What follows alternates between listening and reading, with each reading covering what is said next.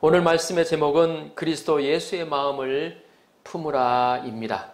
이 말씀의 제목을 가지고 함께 은혜를 나누도록 하겠습니다. 오늘은 2021년 첫 번째 주일 예배입니다. 새로운 한 해를 허락하신 하나님께 감사와 찬양을 올려드립니다. 함께 박수로 하나님께 감사를 올려드렸으면 좋겠습니다. 저번 달 우리 교회의 내년 표 중심되는 말씀을 위해서 기도하다가 한마디 말씀이 떠올랐습니다. 그것은 요한복음 13장 34절 말씀입니다. 새 계명을 너희에게 주노니 서로 사랑하라. 내가 너희를 사랑한 것 같이 너희도 서로 사랑하라. 그래서 한국의 현수막을 이 말씀을 가지고 주문하였는데 바로 그날 한국에서 아시는 집사님으로부터 연락이 왔습니다.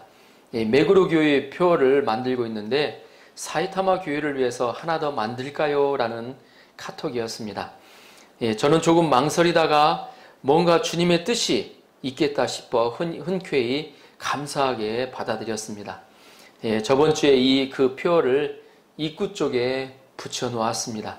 참 이쁘게 만들어졌어요. 바로 오늘 말씀입니다. 교회는 그리스도의 몸이라고 말합니다. 교회는 그리스도의 몸, 그리스도 예수의 몸이라고 말합니다. 교회에서 가장 추구하는 목적이 예수 그리스도 안에서 하나가 되는 것입니다. 빌립보 교회는 사랑이 풍성한 반면 시기와 질투가 있었습니다. 빌립보 교회는 하나 되지 못하는 문제가 있었다는 것입니다. 사도 바울은 이 빌립보 교회에 하나 되게 하는 길을 직접적으로 말하지 않고 하나님께서 인간과 하나 되기 위해서 어떻게 하셨나 하는 예수님의 예를 들어서 말씀을 하고 있습니다. 하나님은 하나 되시기 위하여 인간의 몸으로 친히 낮아지셨습니다. 십자가에 죽기까지 복종하셨습니다. 그분이 바로 예수 그리스도이십니다. 예수님이 복종하였을 때 인간과 하나님이 하나가 되었습니다. 이 시간 죽기까지 복종하신 예수님을 배워 하나 되는 놀라운 비밀을 배울 수 있기를 기도합니다. 아멘. 자, 1절을 보십시오. 1절 같이 한번 읽어볼까요? 1절 같이 한번 읽어보겠습니다. 시작. 그러므로 그리스도 안에서 무슨 권면이나 사랑의 무슨 위로나 성령의 무슨 교제나 궁일이나 자비가 있거든. 아멘. 빌립보 성도들은 서로 간의 권면이나 사랑의 위로나 성령의 교제나 궁일이나 자비가 있었습니다. 이 권면이란 격려하는 것을 말합니다. 우리는 상대방이 시리에 빠져 있을 때 또 여러 번 실패에 좌절해 있는 사람에게도 격려가 필요합니다. 상대방이 슬픔에 빠져 있을 때는 위로해야 합니다. 우리가 성령의 은혜를 받는 것이 있을 때는 함께 예수 그리스도의 은혜를 나누는 교제를 해야 합니다. 형제가 먹지 못하거나 헐벗는 등 도움이 필요할 때 예수 그리스도의 긍휼이나 자비를 베풀어야 합니다. 빌립보 성도들에게는 이런 아름다운 신앙의 덕이 있었습니다. 어찌 보면 성숙한 신앙인의 덕목을 갖추고 있었던 것입니다. 사도 바울도 그것을 인정하고 있습니다. 있거든 이라는 말을 통해서 그들을 인정하고 있습니다. 그런데 그들에게 한 가지 부족한 것이 있었습니다. 그것은 무엇입니까? 2절을 보십시오. 자, 2절 같이 한 목소리 읽어보겠습니다. 시작.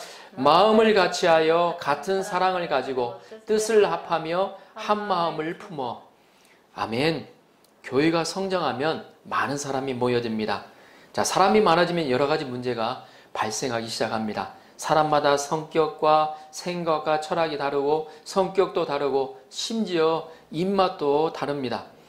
입맛으로 인해서 교회 안에 여선교회에서 싸움이 일어났다는 그러한 얘기도 접했습니다. 특히 빌립보 교회는 그리스 문화와 헬라 문화가 공존하는 교회였습니다. 한 집안의 주인과 또 종들이 같은 교회에 또 다니게 되었습니다. 남자와 또 여자가 있었습니다. 더구나 빌립보 교회는 교회에서 영향력 있는 두 자매 유오디아와 순도계가 갈등하고 있는 때였습니다. 그래서 교회가 하나 되지 못하는 문제가 있었습니다. 이를 전해들은 바울은 빌립보 교회의 이상적인 교회의 모습을 제시하고 있습니다. 그것은 오늘 2절 말씀에서 말하고 있는 같은 마음, 같은 사랑을 갖고 같은 뜻으로 한 마음을 품는 것입니다. 쉽게 말해서 예수 그리스도 안에서 하나가 되는 것을 말합니다. 우리는 서로 여러 가지가 다릅니다. 성격도 다르고 생각도 다르고 많이 다릅니다. 또한 같은 것이 또 있습니다. 사람은 태어날 때 10개월 만에 어머니 뱃속에서 나오고 또 나오는 모습이 또 비슷합니다. 죽을 때는 어떻습니까? 이 죽을 때 넣는 관의 가격이 좀 다를 뿐 화장하고 나면 뼈만 남는 것은 똑같습니다. 이때는 빈부나 신분, 성별의 차이가 없습니다. 우리는 하나님 앞에서 다 죄인입니다. 우리는 하나님 앞에서 서로가 평등하다는 것을 인정해야 합니다. 우월의식을 버려야 되는 거죠. 우월의식으로 도울 때 상대방은 도움을 마음으로 받아들일 수가 없습니다. 그러나 우리가 서로가 같다는 마음으로 도울 때 도움을 받아들이게 됩니다. 우리가 같은 마음을 가질 뿐 아니라 한 마음을 가져야 돼요. 같은 마음, 한 마음을 가져야 된다는 거죠. 그러나 우리는 한 마음을 갖는 것이 말처럼 그렇게 쉬운 것이 아니에요. 그러면 우리가 한 마음을 품는데 방해되는 요소가 무엇일까요? 어떻게 한 마음을 품을 수 있을까요? 첫째, 무슨 일이든지 다툼이나 허영으로 하지 말고 자기보다 남을 낮게 여기는 겸손한 마음이 있어야 됩니다. 그래서 자기보다 남을 낮게 여긴다는 것은 밑으로 보는 게 아니고 잘났다고 보는 그러한 마음입니다.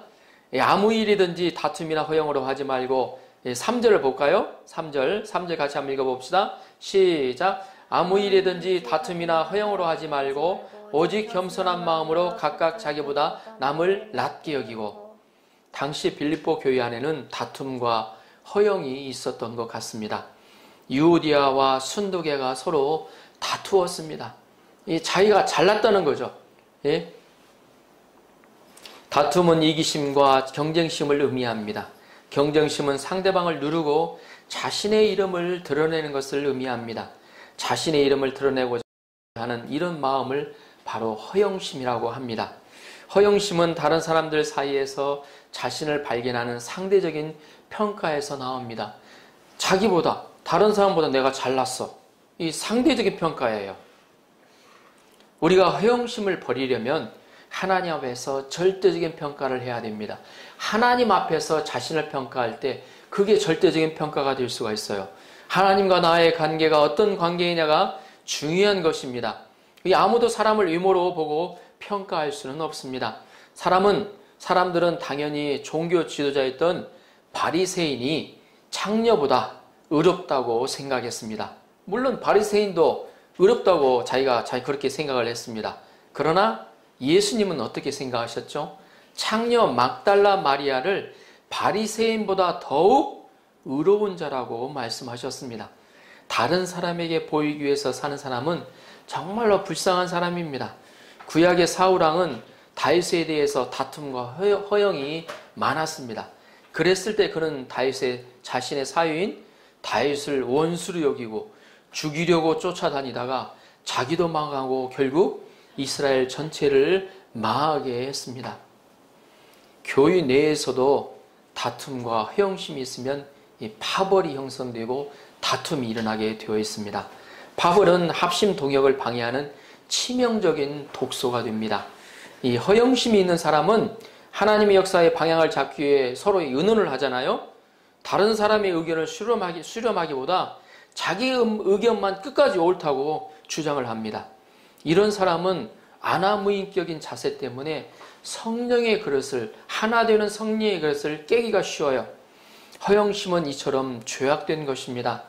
그런데도 많은 사람들은 누구나 자기가 잘나고 자기가 잘났다는 것을 드러내기를 좋아합니다. 사람들은 누구나 노바디가 되기보다 썸바디가 되기를 원합니다. 사람들은 드러나지 않는 일보다 드러나는 일을 하고자 합니다. 아무도 알아주지 않는 어때요? 교회 청소나 또 설거지를 하려고 하지를 않습니다. 뒤에 어때요? 갖다주게 청소하는 것을 하려고 하지 않습니다. 그런 반면 어때요? 앞에 서서 어때요? 사위를 보거나 예배를 보거나 또 대표기도를 하고 그에 대한 로망이 있다고 그럴까요? 이렇게 하면 자기 자신이 드러나기 때문에 그런데 우리는 이런 허영심을 버려야 됩니다. 왜냐하면 하나 되는 요소에 있어서 방해되는 요소가 되기 때문입니다. 자신을 높이고자 하면 자신이 높아지는 것이 절대 아닙니다. 마지막에 우리 11절에 보면 9절, 10절, 11절에 보면 예수님이 가장 낮아지셨을 때 죽기까지 복종하셨을 때 하나님이 높이시잖아요. 우리가 낮아졌다고 다른 사람이 무시한다고 별 볼 일 없는 일을 한다고 그것은 사람들의 눈이 그렇게 보일지 몰라도 하나님은 그렇게 보시지 않는다는 거죠. 하나님은요, 우리가 낮아져서 정말 별 볼 일 없는 일을 하면서 그것을 또 기쁨으로 하는 것을 하나님은 굉장히 기뻐하게 생각하셔요. 그리고 때가 되면 그 사람을 높이십니다. 하나님은 교만한 자를 대적하시는 분이십니다. 그 반면 하나님은 겸손한 자를 때가 되면 반드시 높이십니다. 우리는 하나님의 영광만을 구해야 합니다. 그러면 하나 되기 위해서 어떤 마음이 필요합니까? 겸손한 마음으로 각자 자신보다 남을 낮게 여기는 마음을 가져야 합니다. 낮게 보는 게 아니라 낮게 여기는, 이 발음이 비슷해가지고요. 이 표현하기가 좀 그런데 낮게 여기는 마음을 가져야 된다는 겁니다. 상대방을 낮게 여기는 것은 교만이지만 낮게 여기는 것은 겸손입니다. 자기보다 남을 낮게 여긴다는 것은 상대방을 하나의 인격체로서 존경하고 인정하는 것입니다. 그 사람의 허물과 죄를 보며 무시하고 판단하기보다는 그 사람의 장점과 잘난 점을 보며 칭찬해주고 세워주는 것입니다. 다른 사람만이 가지고 있는 그 사람의, 물론 약점도 있겠죠. 사람의 어떤 장점이 다 있는 게 아니죠. 다른 사람은 그 사람만이 가지고 있는 장점을 보고 존경해야 됩니다. 야, 너 정말 어떻게 그러면 그렇게 노래를 잘 부를 수가 있니? 다른 건 좀 부족하더라도 노래 잘 부르는 걸 그걸 막 칭찬을 해줍니다. 그리고 어때요? 존경을 해요. 이것이 교회 안에서 하나 되는 길입니다. 이렇게 자기보다 남을 낮게 여길 때 가정도 직장도 교회도 하나가 될 수 있습니다. 우리는 자랑이나 우월감을 버려야 합니다. 자기 우월감 특권의식 때문에 하나가 되지 못합니다. 무디는 즐겨 인용한 말이 있습니다. 믿음은 최고를 얻고 사랑은 최고를 이루나 겸손은 최고를 보존한다. 다시 한번 들어볼까요? 이 무디가 이런 말을 즐겨 인용한 말이 있습니다. 여러분, 믿음은 최고를 얻습니다. 사랑은 최고를 이룹니다. 겸손은 그 최고를 보존합니다. 계속해서 어때요? 그 상태로 보존해 준다는 거죠. 둘째, 자기 일을 열심히 하고 그리고 다른 사람의 일도 돌봐야 한다는 것입니다. 4절을 보십시오. 4절. 같이 한번 읽어보겠습니다. 시작. 각각 자기 일을 돌볼 뿐더러 또한 각각 다른 사람의 일을 돌보아 나의 기쁨을 충만하게 하라. 자신의 일을 돌아보라는 말은 자신의 일을 자신이 확실히 하라는 말입니다. 자신의 일을 자신이 할 때 남에게 폐를 끼치지 않을 수 있습니다. 자기 일을 돌아보는 생활은 죄가 아닙니다. 우리는 예수님을 믿는다고 가정일을 소홀히 해서는 안 됩니다. 우리는 예수님을 믿는다고 하며 학교 공부를 소홀히 해서는 안 됩니다. 공동생활 하면서 양말도 안 빨고 남이 빨아놓은 양말만 골라 신어서는 안 된다는 것입니다. 자기 일을 돌아보지 않는 사람들이 모여있는 것은 하나가 될 수가 없습니다. 불평과 다툼이 있을 뿐입니다. 그리고 다른 사람의 일을 돌아보는 것은 상대방 입장에서 생각해보는 역지사지의 정신을 의미합니다. 나의 관심뿐 아니라 상대방의 관심에도 마음을 쓰는 것입니다. 다른 사람을 배려하는 거예요. 그러면 하나가 될 수 있습니다. 직장에서 남편은 시달리고 또 학생들은 학교에서 시달립니다. 가정주부는 집에서 집안일을 하며 스트레스를 받습니다. 우리는 서로 상대방의 입장이 되어서 이해하고 배려해야 됩니다. 반면에 자기 것만을 챙기고 다른 사람을 거들떠보지 않는 곳에는 하나가 될 수가 없어요. 우리가 교회에서 과자를 먹고 자기 책만 가방에 넣고 빈 과자 봉지는 책상 위에 그대로 놓고 간다면 이는 다른 사람을 생각하지 않는 것입니다. 신자는 나를 돌아볼 뿐만 아니라 다른 사람을 돌아보아야 합니다. 남을 돌아본 아름다운 일화가 있어서 소개해 봅니다. 예수님을 믿는 한 가난한 농부가 있었어요. 이 농부는 산기슭에 논이 있었습니다. 그러나 아침 일찍 일어나 부지런하게 물을 댔어요. 그런데 바로 밑에 논주인이 살짝 물을 빼가는 거예요. 여러분 잘 아시겠지만 이 논이 이렇게 계단식 논으로 되어 있으면 위에 물을 받아놓으면 밑에 물을 어때요? 그 위에 받아놨더니 밑에 문에서 살짝 어때요? 빼가지고 물을 대는 겁니다. 보면 이렇게 보면 어때요? 그 아랫논 주인이 얼마나 얄밉고 괘씸하게 보이겠어요. 제가 보더라도 정말 그래요. 자기는 힘 안 들이고 아침 일찍 와서 물 받아놨는데 그걸 살짝 해가지고 빼가요 보면. 그런데 그는 기도 가운데 한 지혜를 발견했습니다. 먼저 그 집의 논에 물을 대주고 다음부터는 그 사람이 그렇게 했습니다. 밑에 있는 논을 먼저 물을 대주고 그 다음에 자기 논에 물을 댔다는 것입니다. 이렇게 하니까 물도 빼가지 않고 싸우지도 않게 되었다고 합니다. 그 물을 빼가던 사람이 마음에 어때요? 회개를 하고 예수님을 믿었다고 합니다. 얼마나 아름다운 이야기입니까? 우리는 남을 돌아볼 때 참 기쁨과 보람이 있습니다. 자기 것만 생각하던 사람이 남을 배려하고 남에게 관심을 가지고 남에게 어때요? 칭찬해주고 어때요? 인정해주고 또 그를 위해서 기도해주는 사람은 그 모르는 그 어때요? 마음에 어때요? 기쁨과 보람이 있어요. 이번 한 해는 좀 그렇게 한번 해보시기를 바랍니다. 그 기쁨은 누가 주는 게 아니에요. 그건 실제로 그렇게 했을 때 하늘에서 내려오는 기쁨입니다.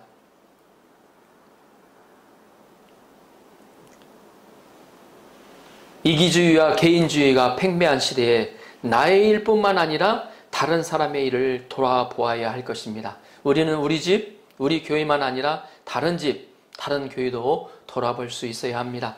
이때 우리는 하나가 될 수 있습니다. 하나님이 기뻐하시는 하나 되는 교회가 될 수가 있습니다. 하지만 자신보다 상대방을 더 낮게 여기는 것은 결코 쉽지가 않습니다. 상대방을 낮게 여기는 것은 결코 쉽지가 않아요. 나의 일뿐만 아니라 다른 사람의 일을 돌아보는 것은 더욱 어렵습니다. 왜냐하면 자신의 자존심이 걸려있는 문제이기 때문입니다. 우리는 자기 잘난 맛에 삽니다. 다른 사람들에게 겉으로는 자신이 힘이 부족한 사람이라고 말하는 사람도 속으로는 그래도 나는 너보다 낫다. 난 자부심을 가지고 삽니다. 또한 세상에서 뒤처지는 인생을 살지 않으려면 적극적으로 자신을 피하라며 살아야 합니다. 어떤 사람이 PR이 이렇게 얘기를 한다고요. 피할 것은 피하고 알릴 것은 알리라는 뜻이라고 합니다. 이 PR은 그래서 자신의 약점은 적극적으로 어찌하든지 숨기고 자신의 장점은 적극적으로 그것도 과대 포장해서 선전하는 것입니다. 이런 세상에 살면서 다른 사람을 자신보다 낮게 여기고 배우고자 하는 마음을 가지는 것은 결코 쉬운 일이 아닙니다. 그래서 바울은 그리스도의 삶을 실제 모델로 제시하고 있습니다. 바울은 빌립보 교회에 하나 되게 하는 길을 직접적으로 말하지 않고 하나님께서 인간과 하나 되기 위해서 어떻게 하셨는가를 직접적으로 예수님의 모습을 통해서 설명하여 주십니다. 자, 5절을 보십시오. 5절 같이 한번 읽어보겠습니다. 5절 시작. 너희 안에 이 마음을 품으라. 곧 그리스도 예수의 마음이니. 아멘. 바울은 빌립보 성도들에게 그리스도의 마음을 품으라고 말씀하십니다. 더구나 이 도치법을 사용해서 그리스도 예수의 마음을 강조를 하고 있습니다. 이 품는 게 뭘까요? 우리가 품는다 그러면 어때요? 닭이 알을 품는 거죠. 한번 생각해 보세요. 닭이 알을 품어서 그 알이 어때요? 부화되기까지 며칠이 걸립니까? 아시는 분? 나눌까? 20일. 네. 예, 21일이 걸린다고, 3주가 걸린다고 합니다. 3주. 이 3주 동안 마음에 품어야, 이 닭이 알을 품어야 부화가 돼요. 마찬가지로 우리가 그리스도의 마음을 어때요? 한번 품고 말아버리면 안 된다는 거죠. 보면 계속 적어도 3주간은 품고 있어야 내 안에 어때요? 그리스도의 그 겸손, 마음이 형상이 내 안에 형상되어진다는, 각인되어진다는 것입니다. 그래서 이 품는다는 것이 아주 중요해요. 보면 마음을 품는 것. 그리스도 중심으로 살 때 우리가 하나 될 수가 있습니다. 그리스도의 겸손을 품을 때 하나가 될 수가 있습니다. 그러면 그리스도의 마음은 어떤 마음입니까? 자, 6절에서 8절. 그리스도의 마음이 어떤 마음인지 6절에서 8절 같이 천천히 한 목소리로 읽어보겠습니다. 6절에서 8절 시작. 그는 근본 하나님의 본체시나 하나님과 동등됨을 취할 것으로 여기지 아니하시고 오히려 자기를 비어 종의 형체를 가져 사람들과 같이 되었고 사람의 모양으로 나타나셨음에 자기를 낮추시고 죽기까지 복종하셨으니 곧 십자가에 죽으심이라. 아멘. 예, 그리스도의 마음은 어떤 마음이냐면 첫째, 그리스도의 마음은 자신의 권리를 내려놓는 것입니다. 여기서 비어라는 말씀에 나오죠. 오히려 자기를 비어, 이 비어라는 말은 자신이 가지고 있는 것을 버리는 것을 의미합니다. 곧 예수님은 근본 하나님이시지만 그 하나님으로서의 모든 특권을 버리셨다는 것입니다. 예수님은 창조주로서 미국의 대통령 이름이 뭐죠? 클린턴. 트럼프. 예, 트럼프 지금 아직 2월달인가요? 예, 트럼프 대통령이죠. 예, 예수님은 창조주로서 트럼프보다 더 권세가 있으신 분이십니다. 예수님은 빌 게이츠보다도 더 부유하신 분이십니다. 할로맨에 나오는 투명인간보다 더 자유로우신 분이십니다. 예수님은 하나님으로서 이런 권세, 영광, 자유를 다 버리셨습니다. 포기하셨습니다. 예수님은 힘이 있지만 진심으로 무능한 존재가 되셨습니다. 그래서 예수님은 자신이 돌로 떡을 만들어 먹을 수 있는데 먹지 않고 십자가에서 뛰어내릴 수 있는데 뛰어내리지 않으셨습니다. 인간을 심판하실 힘이 있으시지만 인간을 심판하지 않으셨어요. 오히려 자신이 심판을 받으셨어요. 버리는 것은 양들을 얻기 위해서, 있으면서도 없는 것처럼, 또 알면서도 모르는 것처럼, 가지고 있으면서도 없는 것처럼, 힘이 있으면서도 없는 것처럼 행동하셨습니다. 둘째, 그리스도의 마음은 같아지는 것입니다. 사람과 같이 되었다는 것은 사람들과 같은 배고픔, 고통, 슬픔, 한계를 똑같이 느끼는 것을 의미합니다. 사람과 같이 된 것은 완전한 사람이 되었다는 것을 의미합니다. 예수님은 이스라엘의 갈릴리 사람으로, 그것도 가장 연약한 아기의 모습으로 오셨습니다. 하나님은 우리를 권면하고 위로하기 위해서 우리와 같은 몸이 되셨다는 것입니다. 개미에게 복음을 전하기 위해서는 개미의 모습이 되어야 합니다. 이 다미안 신부라는 분이 있습니다. 이분은 몰로카이 이 문둥병이 있는 섬을 지나가다가 복음을 전하였습니다. 이 문둥병 걸린 사람들에게 복음을 전했는데 그들이 전혀 받아들이지 않는 거예요. 이 건강한 사람이 문둥병자에게 복음을 전하는 것은 하나의 사치라고 생각했던 것입니다. 그래서 다미안 신부는 어떻게 기도를 했냐면 자신이 저들에게 복음을 전하기 위해서 하나님께 문둥이가 되게 해달라고 기도했습니다. 그는 문둥병자에게 복음을 전하기 위해서 건강한 사람의 모습을 버리고 문둥 문둥병자의 모습이 되었던 것입니다. 그러자 문둥병자들이 감동하여 복음을 받아들였다고 하는 것입니다. 셋째, 그리스도의 마음은 한마디로 죽기까지 복종하는 마음입니다. 여기서 복종은 순종과 다릅니다. 순종은 어때요? 스스로 기쁨으로 하는 것이지만 복종은 납득이 가지 않더라도 따라서 하는 것이 복종입니다. 내가 원하지 않아도 하는 것이 복종입니다. 죽기까지 복종하셨다는 것은 목숨을 희생하기까지, 목숨을 버리기까지 절대적인 복종을 하는 것을 의미합니다. 예수님은 절대 복종으로 구원의 역사를 온전히 이루셨습니다. 우리가 복종하고 순종할 때는 한계가 있어요. 이 복종을 하려고 하다가도 막상 어때요? 손해가 날 것 같으면 하지를 못해요. 자존심이 상하면 복종하지 못합니다. 예? 야, 너 저기 용서해. 예? 근데 제가 나한테 한 가지 생각하니까 도저히 용서를 못하겠어. 자존심이 상해서 용서를 못하겠어. 그러니까 복종할 수가 없네. 자기 자존심 상하니까 복종하지를 못하는 거예요. 하지만 예수님은 한계가 없으셨습니다. 예수님은 종의 형체를 가지고 사시다가 결국 십자가에 못 박혀 죽으셨습니다. 십자가의 형은 중주인들만 받는 형벌입니다. 예수님은 아무 죄가 없으신 의인이십니다. 그런데 예수님은 죄인 중에 괴수로 여김받아 십자가에 높이 달리시고 모든 사람들로부터 비방과 조롱을 당하셨습니다. 심지어 옆에 십자가에 달린 강도로부터도 무시를 당하셨습니다. 이로써 예수님은 절대 순종의, 절대 복종의 본을 세워주셨습니다. 이렇게 예수님이 절대 복종하심으로 말미암아 우리 인생들이 받은 은혜는 어떠합니까? 예수님께서 낮아지심으로 우리가 높아지게 되었습니다. 예수님께서 가난하게 되심으로 우리가 부유하게 되었습니다. 무엇보다 예수님께서 죄인이 되심으로 우리가 의인이 되었습니다. 예수님은 우리에게 의를 주셨습니다. 예수님께서 나를 대신하여 중주인이 되심으로 우리가 하나님의 자녀가 되었습니다. 우리는 영생을 얻고 하나님의 나라를 얻게 되었습니다. 이것은 참으로 놀라운 은혜입니다. 예수님의 복종은 우리 인생들에게 가장 큰 축복이 되었습니다. 예수 그리스도의 마음을 품고 죽기까지 복종할 때 하나님이 일하십니다.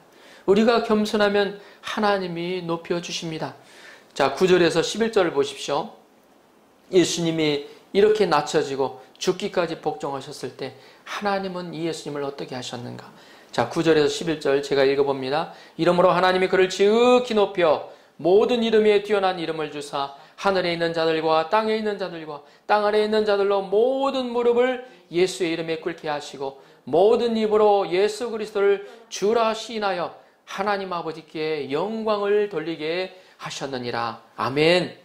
하나님은 예수님을 가장 높여 주셨습니다. 하나님은 하늘에 있는 자들과 땅에 있는 자들과 땅 아래에 있는 자들, 모든 자들, 예수님의 이름을 그들에게 높여 주셨습니다. 예수님을 만유의 주 그리스도로 만왕의 왕으로 삼아 주셨습니다.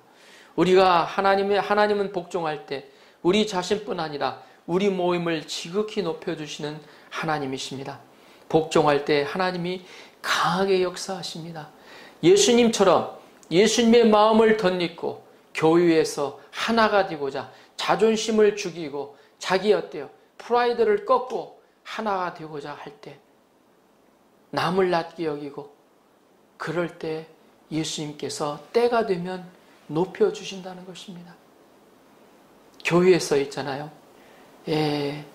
어떤 분은 화장실 청소만 하시는 분이 있습니다. 또 어떤 분은 우리 교회는 이제 쪼만해가지고 그렇게 하시는 분 이제 제가 하기 때문에 그런데 이제 좀 큰 교회에 가다 보면 그걸 사명을 감을 가지고 하시는 분도 있어요. 다른 사람 보면 어때요? 하기 싫어하는 일, 교회에서도 하기 싫어하는 일 있잖아요. 설거지하는 일, 청소하는 일, 누가 알아주지도 않아요 보면. 그런데 예수님의 마음을 덧입고 내가 할 수 있는 것 찾아서 한 가지라도 그렇게 찾아서 할 때 때가 되면 있잖아요. 하나님은 다 보고 계세요. 때가 되면 하나님이 높이셔요. 하나님은 겸손한 자를 높이시는 분이실 믿습니다. 하나님은 교만한 자를 적대하십니다. 내가 자신을 높이고자 내 이름을 드러내고자 할 때 하나님은 적대하신다는 거죠. 왜냐하면 자기에게 이름이 높아지면 하나님의 영광이 가려져요. 하나님의 영광을, 하나님만을 영광 받으시도록.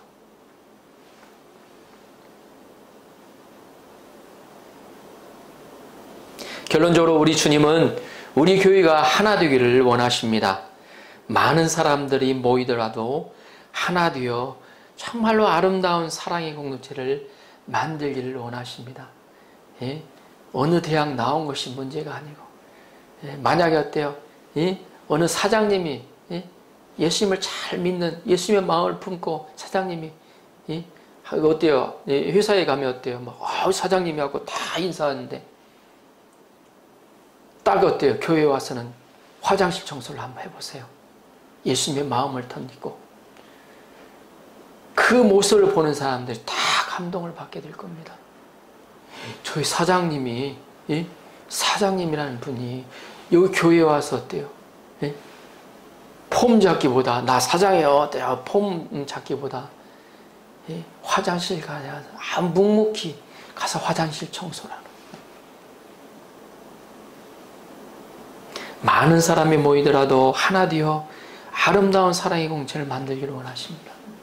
그런 분이 몇 분 이렇게 교회에 있잖아요. 그러면 질서가 바로 서요. 보면 다툼이나 허영들이 없어요. 왜?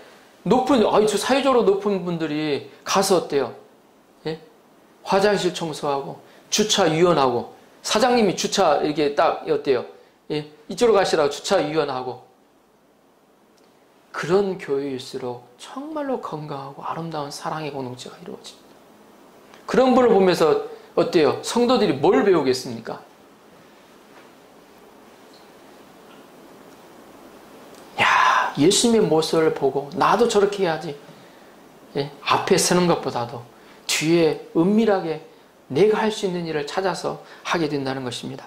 우리가 예수님 안에서 예수님의 마음을 품을 때 하나 되어갈 수 있습니다. 예수님 마음의 중심에 예수님을 모실 때 다툼과 허영을 버리고 우월감과 특권의식을 버리고 하나가 될 수 있다는 것입니다. 새해에는 어떤 상황에서든지 예수님의 마음을 품음으로써 겸손을 내 형상에 새기는 은혜를 던져볼 수 있도록 축원합니다. 그래서 2021년 한 해가 그 예수님의 그 형상으로 내 안에 새긴 형상으로 인하여 내 인생의 최고의 한 해가 될 수 있도록 예수님 이름으로 축원합니다. 그리하여 어디를 가더라도 나 한 사람으로 인해 하나 되는 가정, 하나 되는 학교와 회사, 하나 되는 교회로 소문날 수 있기를 기도합니다. 아멘.